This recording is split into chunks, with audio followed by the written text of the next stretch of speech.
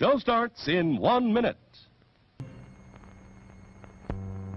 Still plenty of time to come and be served at the refreshment center before showtime.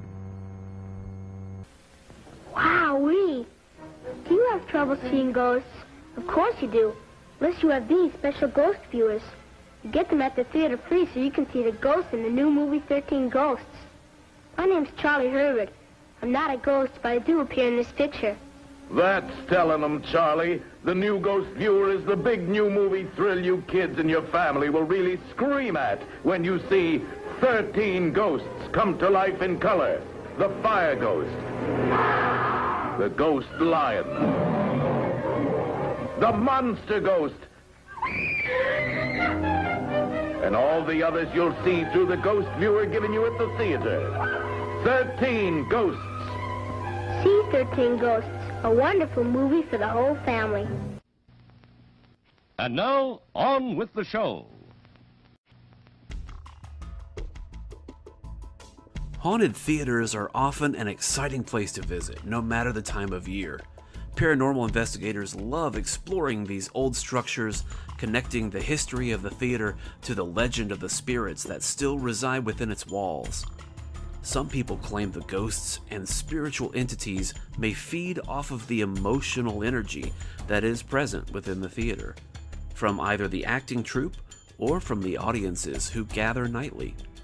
Others believe that these hauntings are a result of the spirit's strong connection to the structure, as if the theater itself could be channeling or manifesting something from beyond this world.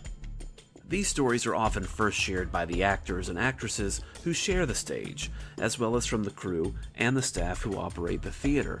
These stories then spread by word of mouth from person to person until local legend becomes a part of the greater mythology. Tonight we have 3 stories to capture your imaginations. 3 stories about real people and their experience in these haunted places, a few of them of great renown. So please relax and turn up your volumes as we hear about strange spectacles and of true stories of terror in a trio of haunted theaters.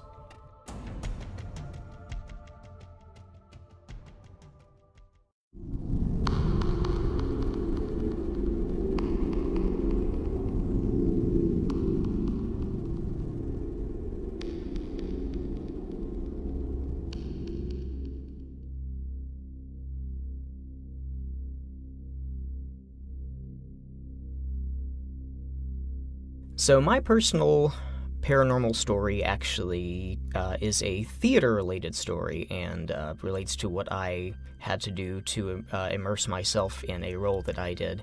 It takes place at the Asheville Masonic Temple, which itself was built in 1915 and has had its share of paranormal experiences that have happened there. Apparently there were a fair few people that died in the basement due to a Spanish flu outbreak that happened. And there are many conspiracy theories that are encircled around the building itself, including a secret tunnel system underneath the building that connects a lot of the downtown government buildings. But apparently there are so many paranormal stories that they even opened up a supernatural museum in the basement that you can go visit. But my experience takes place in the theater on the 4th floor, I think, 3rd or 4th floor. And I was doing a stage version of a certain Shakespearean Scottish play. It begins with an M that you're not supposed to say unless you're doing it. And I was doing an adaptation where I was playing a Grim Reaper type character. I was playing the porter in this role, which has this big monologue about death and is a very creepy character.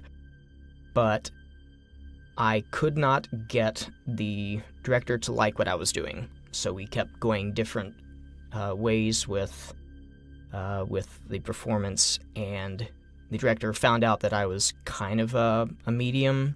Not enough to, like, read all this stuff and go that crazy with it, but I can get some shivers when I'm in haunted buildings. And the Masonic Temple definitely has some shivery places in it. but we were practicing a scene, and the director wanted me to be scary. So he said, what I want to do, I want to pull this performance out of you. He said, go to the back of the stage. This is a gorgeous 3D stage with like these drops that come down. And he said, I'm going to leave the theater. I'm going to turn off all the lights. I want you to sit on the floor and just embrace what is around you. And we'll see what kind of delivery we can get out of you. We'll see what kind of character comes out. So he was actually sitting in the theater with the lights off and didn't tell me, just he was observing me. So I sat on the floor, and I don't like ghosts. I'm afraid of ghosts. I don't like ghost movies. They're not my thing. So I was like, oh, I really don't want to do this. But I did what he told me to do, and I got calm, and I just kind of let my senses go and kind of started poking around, I guess. And immediately, a lot of things started happening around me. I heard things from every direction. A lot of shadows. I saw the corner of my eyes, standing in the lofts overlooking the backstage. And I got this kind of general feel of being watched. Not necessarily by angry whatever they were, but just kind of inquisitively. Just kind of like, what is he doing? And, I felt them all there, and when I was ready, I was comfortable with them. I was like, okay, I'm here with you guys. Let me see what I can do. And I stood up and I delivered, this creepy monologue just as the master of death or what have you. And, so it really helped me embrace my character, just having everyone around me, everyone that was there. And I was just like, you guys are gonna help me do a piece of theater. And to this day, I think it's one of the best performances that I've ever given.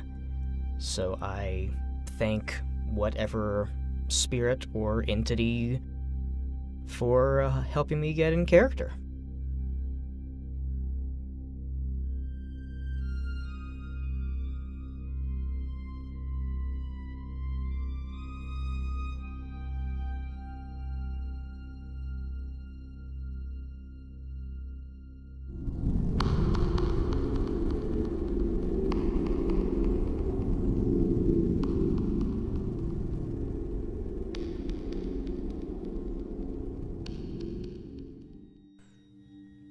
This second story comes from a book titled Roadside Revenants and Other North Carolina Ghosts and Legends by Michael Renegar.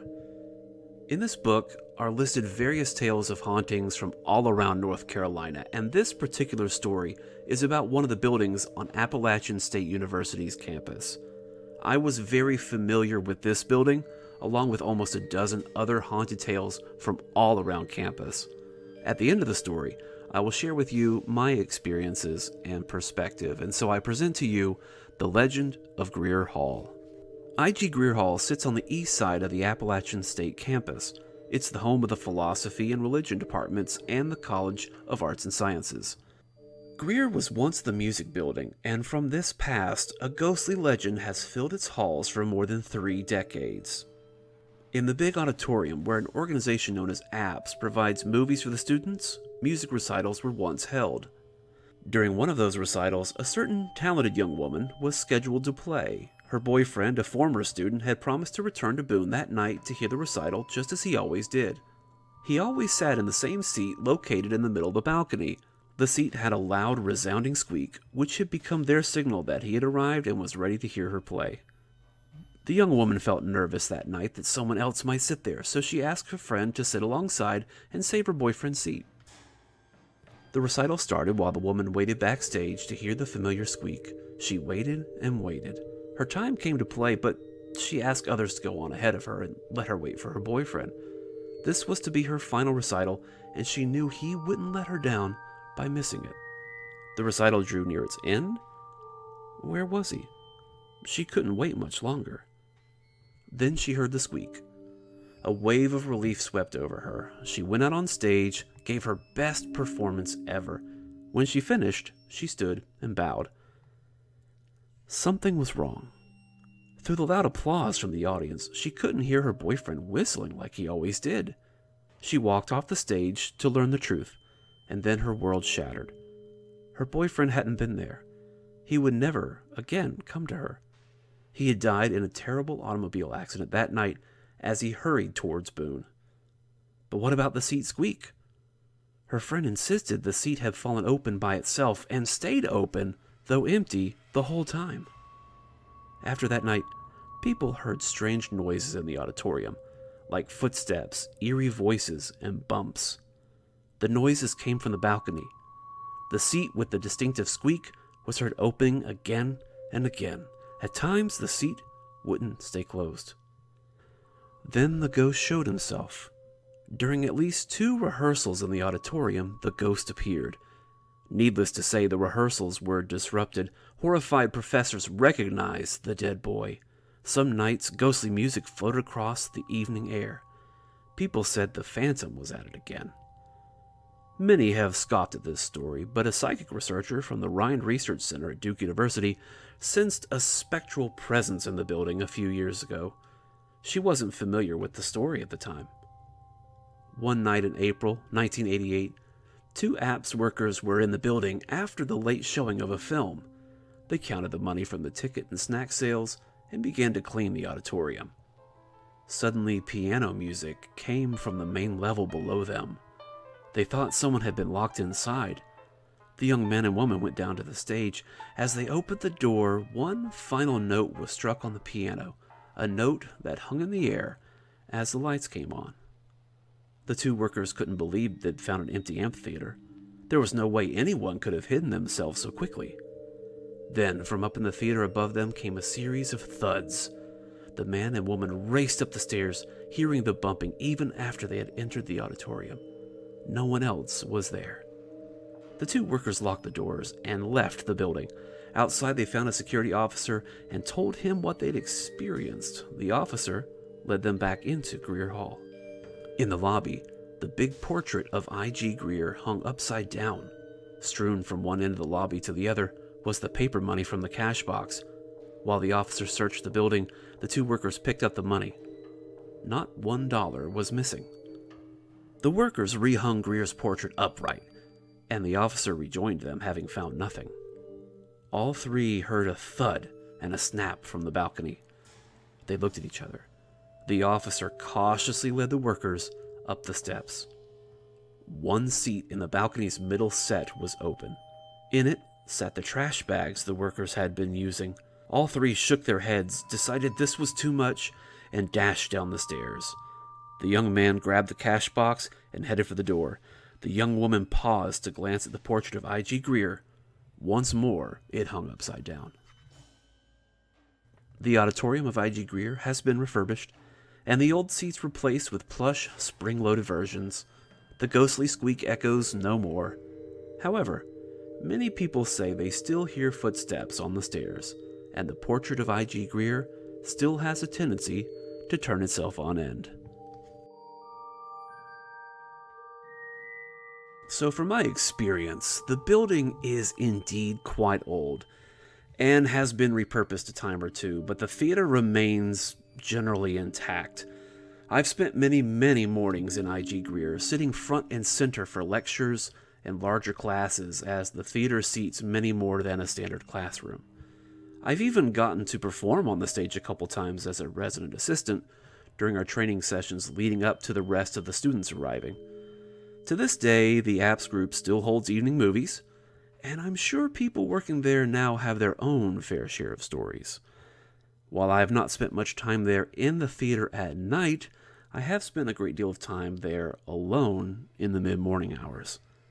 It was not unusual for me to have an hour between classes, so I might linger in my seat a while after the lecture was over, working on my notes from the previous class or studying up for a future quiz. When you're alone in that theater, it was not unusual for me to get the feeling that I was being watched, as if someone was sitting in a back corner somewhere that I was just not perceiving. I could never quite identify what it was that I was feeling, as you could usually tell if someone was coming in through the main entrance or from the sides of the theater, you could definitely hear if someone was rummaging around on the stage somewhere with the old floorboards and the voluminous echoes. Nonetheless, when I left there, or was left alone for a time, when the other students and the professor had departed, eventually I knew that I was being watched. At some point in my time at App State, I did hear about this legend, and my classmates had begun to confide in me that they too had strange incidents regarding the seats up in the balcony. Although the seats had been replaced long ago, they were still prone to either staying in the down position, as if someone was sitting there, or stranger still, they would pop up suddenly as if someone who had been seated had just departed.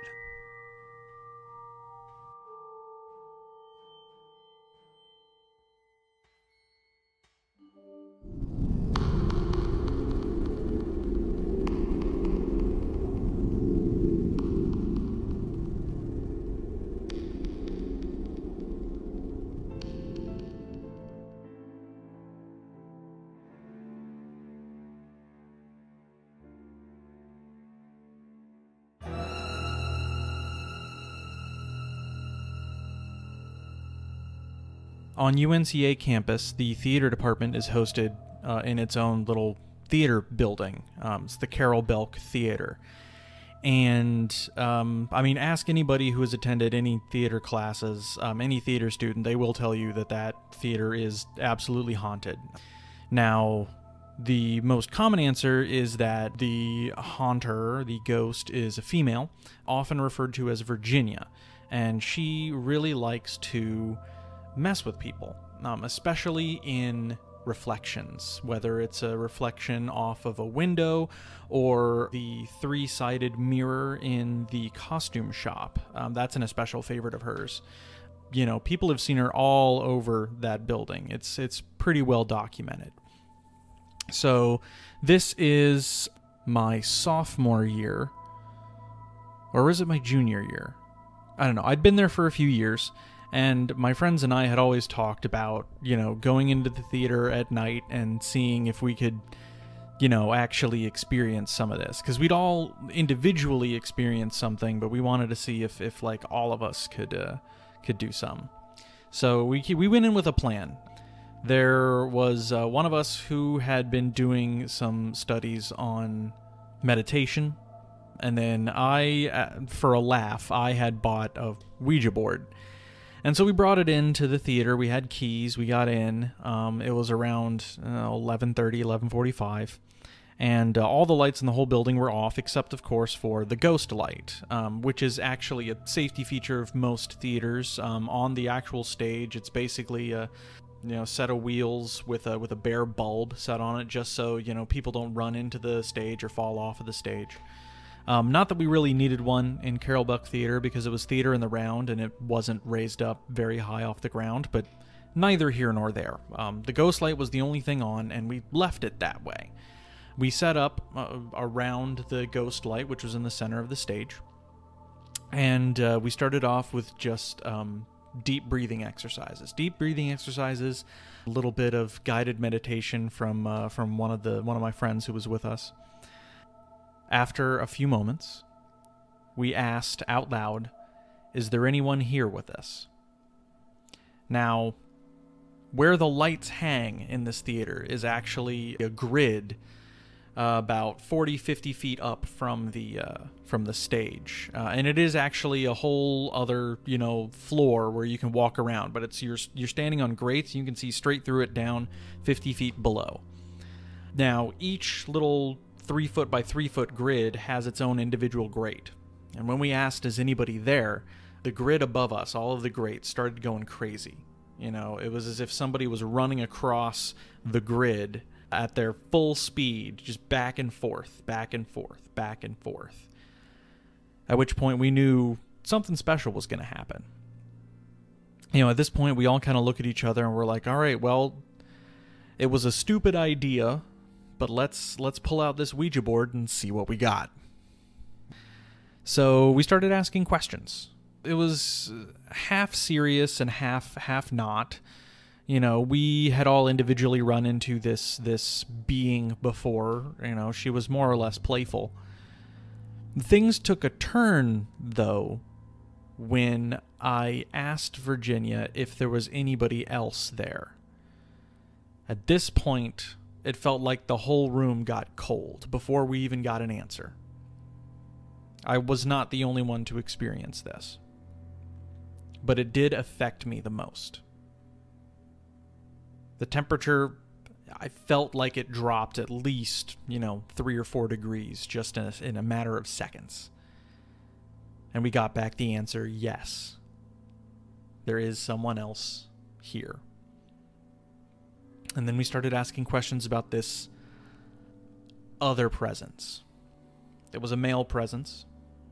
This presence had not been there as long as she had, but it was there with her. One of the stranger answers we got was that these two presences knew each other when they were alive. Take that, of course, with a grain of salt. This was college kids playing around with a Ouija board, but I truly do believe we had an experience here. Now, the part with me that stuck the most was when we finally asked what the name of the presence was. And I will never forget these following moments. It slowly spelled out the name Victor. And as it got to the R, I was struck with a feeling that I needed to get out of that building as fast as humanly possible. My girlfriend, now fiancé, was sitting right next to me while we were doing this. And as soon as I got that feeling, I stood up. I actually picked her up in my arms and walked out of the building with her.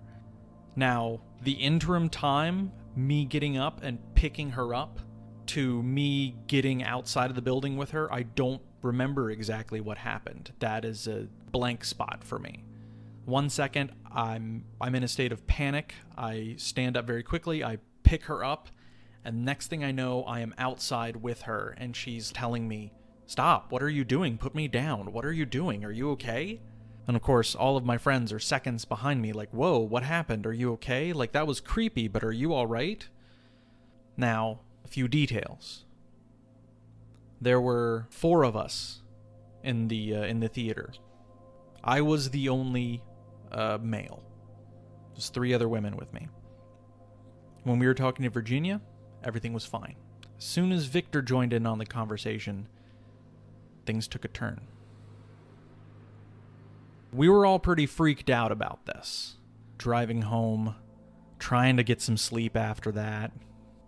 The next day, the friend who had come up with this whole idea, the one who was, really into the experience, she said she had done some research and that there was a quote-unquote ghost hunter who had come to Asheville and visited a few places and documented their visit. One of the visits that this person made was to Carroll Belk Theater. And in this person's blog, they said that there were 2 distinct presences inside of this theater. There was a woman of light and a man of shadow. Woman of light, of course, meaning she mostly showed up in reflections. Man of shadow wasn't really seen, but felt, really only in the darkness. And this particular presence was especially hostile towards men. We can draw a few conclusions from this, but overall, the experience was very interesting, and it stayed with me for years.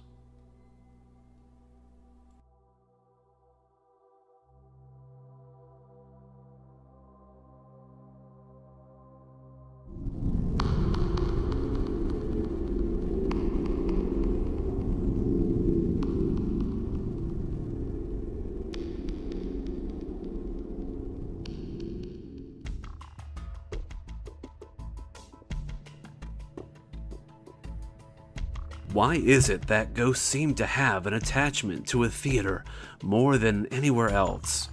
What brings them near? What brings them forward? And what keeps them from ever leaving?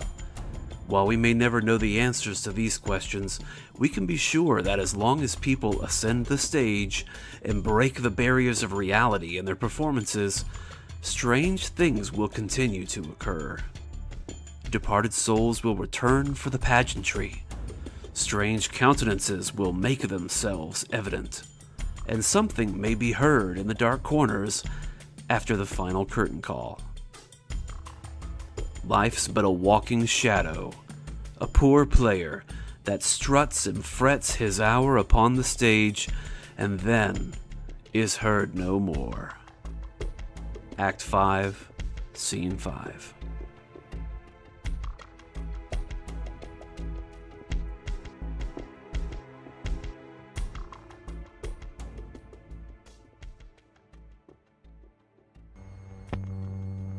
Get more out of life. Come often and bring your family to our drive-in theater. And now, folks, it's time to say goodnight. We sincerely appreciate your patronage and hope we've succeeded in bringing you an enjoyable evening of entertainment. Please drive home carefully and come back again soon. Get more out of life. Come often and bring your family to our drive-in theater.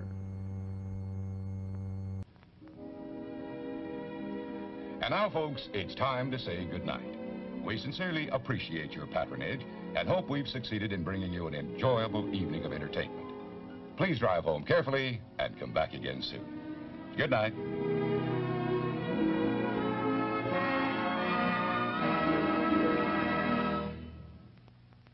Please replace the speaker on its rack when you're ready to leave. Failure to do so will damage both the speaker and your car.